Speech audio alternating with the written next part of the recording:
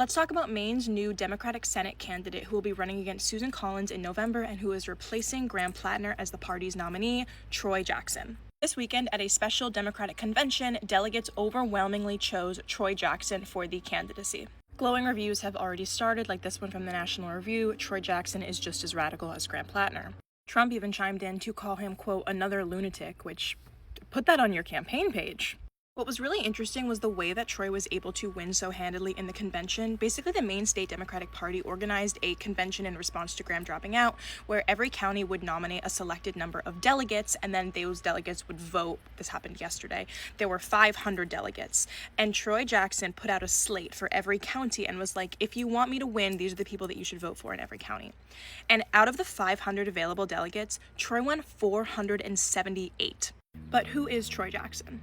Troy is a fifth-generation logger from Allagash, Maine, which is very rural Maine, that's up near the top, who has been fighting for workers' rights his entire life. This man is labor through and through.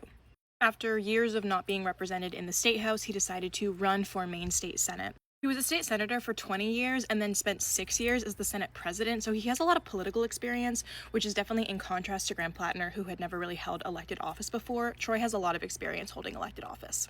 But let's talk policy.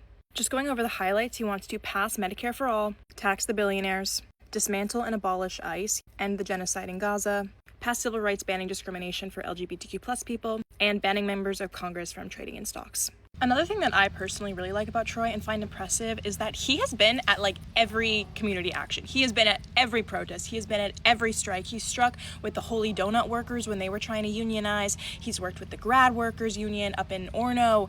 He has been there for every moment. If there's a big strike, if there's a protest, you can bet that Troy will be there. Hey everyone, I'm here with Troy Jackson. Just bumped into him on the street.